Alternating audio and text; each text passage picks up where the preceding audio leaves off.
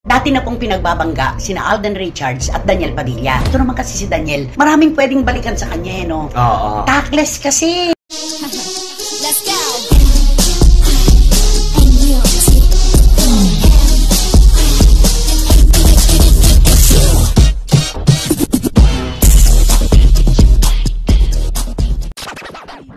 Dati na pong pinagbabangga sina Alden Richards at Daniel Padilla. At syempre nakasama po ni Alden Richards si Catherine Bernardo ilang taon na nakararaan na may markang Biggest blockbuster of all time. Of all time. Yan yung sa Hello, Love, Goodbye. Noon pa man po, parang mga boksingero talaga na pinagduduop itong si Daniel at saka si Alden. Nako, nahalungkat na naman ngayon, di ba? Correct. Nahalungkat na naman po ang issue dahil ito naman kasi si Daniel, maraming pwedeng balikan sa kanya, no? Oo. Tactless kasi.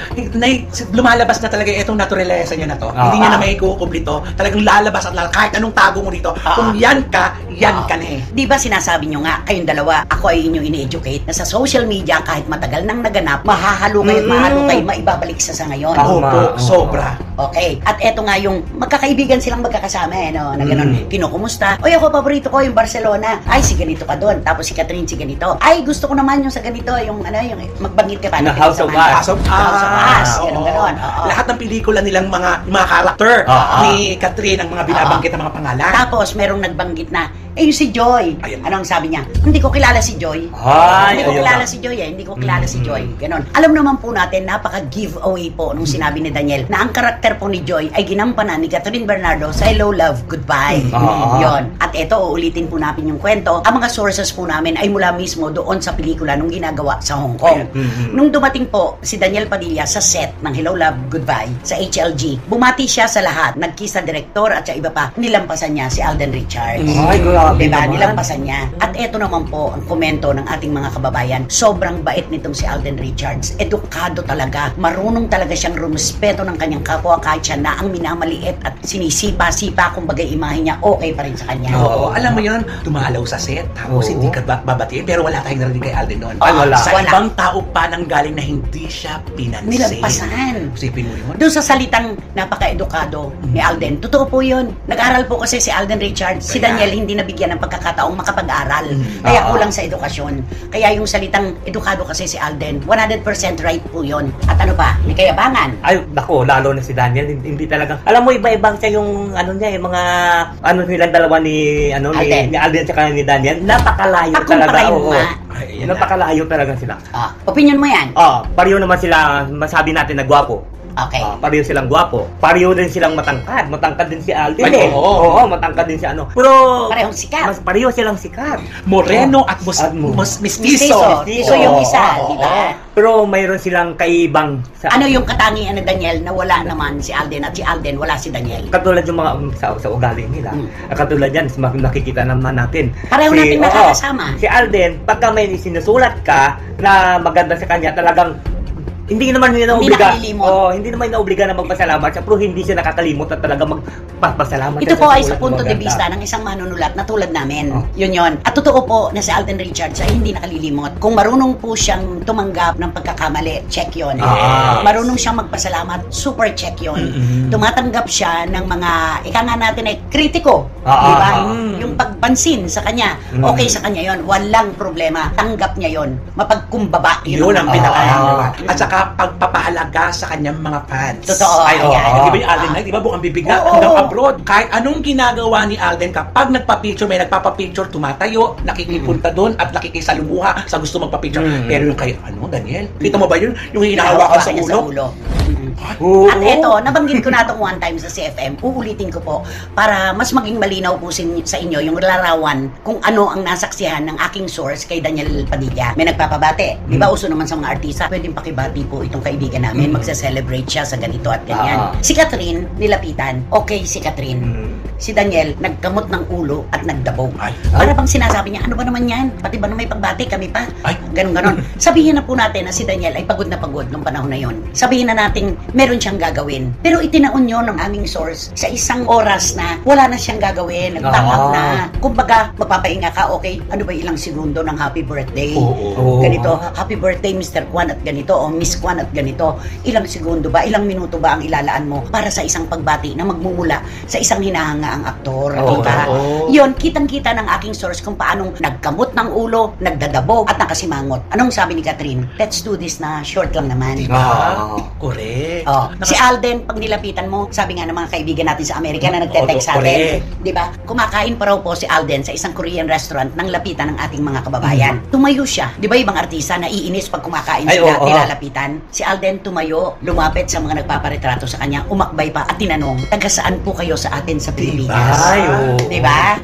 Napakalayo po. Ang akala siguro ni Daniel, yung mga ganyang kwento ay hindi rumorolyo, hindi gumugulong at hindi nagpapalipat-lipat ng bibig. Di ba? At saka alam mo si Alden Richards, para yung anong tawag, yung balisang-balisa siya. Pagka mayroon siyang nakikitang magagandang isinulat sa kanya, parang balisa siya na naisip niya, ano kaya ibibigay ko dito? Pasasalamat. Pasasalamat na gano'n. Pero nag-iisip siya kung dapat ba magbigay siya ng regalo. Si Daniel. Si Daniel. Ano? Pagka may naisulat kang maganda, baliwala sa kanya. Pero pag may naisulat kang hindi maganda sa kanya, mamarkahan ka. Mamarkahan ka niya, napipikon siya. Naalala mo yung isang kasamahan natin na tinanggal bilang PRO ng kanilang, alam mo yun? Kasi nakapagsulat kasi ng hindi kagandahan tungkol sa love team nila ni Catherine. Parang ganon. Sinabihan yung nanay ba? Sinabihan, wag mo na bang ano yan. Si Daniel mismo nagsalita doon sa nanay. Nasabi niya, wag mo na papuntahin yan dito. Ayoko na makita yung pagmumukha na dito. Parang ganon. Kasi di ba lagi doon. Kasi ang close naman kasi na reporter na yun yung nanay. Yung close sila na nanay. Kahit pa, kung tinutulungan naman siya sa kanyang publisidad, tama bang sabihin na, huwag mo nang papupuntahan dito, ayoko nang makita yung pagmumukha niyan.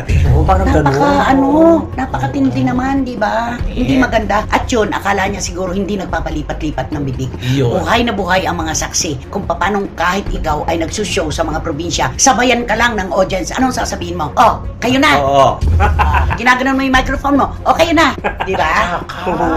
Ganun ang ginagawa niya. At kapag hindi pa binabanggit ang pangalan niya at sinisigaw ng host ng show, asan siya? Ay, hindi pa siya aakyat. Nasa loob pa siya ng kotse. Dalang ang gusto niya? Ang gusto niya, bago siya pag tinawag na yung pangalan niya, saka siya lalabas doon. Ladies and gentlemen, please welcome the famous! Famous! Buti lumalabas siya pag sinabing famous. The famous! The famous young actor of the Philippine cinema. Philippine cinema agad. Mr. Ladies and gentlemen, please welcome Mr. Daniel Padilla! Hindi lumalabas yan. Kahit mali-mali ang pronunciation. Hindi lumalabas na. Hindi lumabas yung mali. So, kailangan isigaw muna. Yung di magpapalakpakan. Saka may First hand po ito. Kasama ba natin si Wendell noon o tayong dalawa lang? Yung sa San Rafael, Bulacan. Kayo lang. Tayong dalawa nandoon. Kami po, saksi po kami. Buhay na buhay. Hindi po kailangang isigaw ang pangalan ni Alden Richards dahil tuk-tuk pa lang po niya ang nakikita ng mga tao. Naglulundagan, nagsisigawan na. Kinikilabutan kami. Nauna pa siya na umakyat ng entablado bago nabanggit ng host ang kanyang pangalan. At ano ang narinig namin ni na Romel? Kasi kailangan na siyang ibaba dahil may pupuntahan pa, no?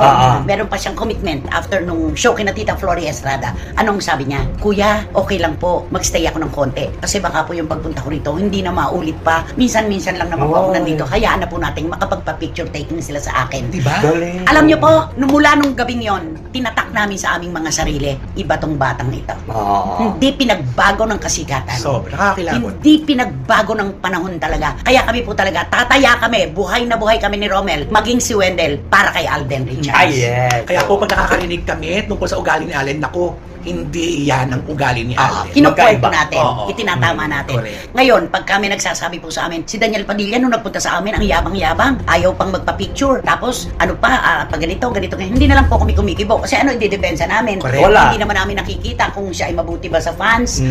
Di ba? At saka ngayon, nakikita mo yun sa mga TikTok, mga naglalabasan kung anong mga ginagawa niya sa mga fans. Mayroon mga picture, tapos hinahawi na pa ng ganun. Meron pero hinawakan sa mukha. Ginanon niya. May gumalong nga na hinawakan niya sa ulo, sabi nung tinapik yung kamay niya kasi hinawakan sa ulo. Ano ba yun? Talaga na napapapicture sa kanya. Kabastusan yun. Sobra. Hindi ba niya naiisip na itong mga taong ito na lumalapit para magkaroon man lamang ng retrato sa katabi niya, ito yung mga tao na naging hagdan niya sa tagumpay. At saka hindi niya ba alam yung tao, ilang oras nag-intay na nakatayo doon para lang makapagpapicture sa kanya. Tapos hindi niya pabibigyan ng respeto. Para, alam mo yun? Tsaka napakatagal ng pinangarap itong kasikatan na ito.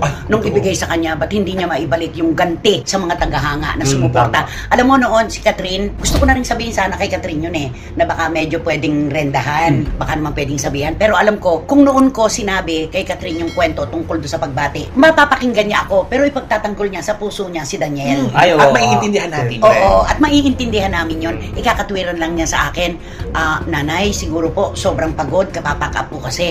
O nanay, ganito po, hindi naman po niya sadya yun. Alam ko, mas matimbang ang puso kesa sa kausap na sino man. At yun na nga mga kachika, kung nagustuhan mo ang hot topic natin for today's video, ay ano pang inaantay mo? Mag-like ka na at i-share mo na din para mas marami pang magkakaalam sa hot topic na ito. Maraming salamat! Let's go.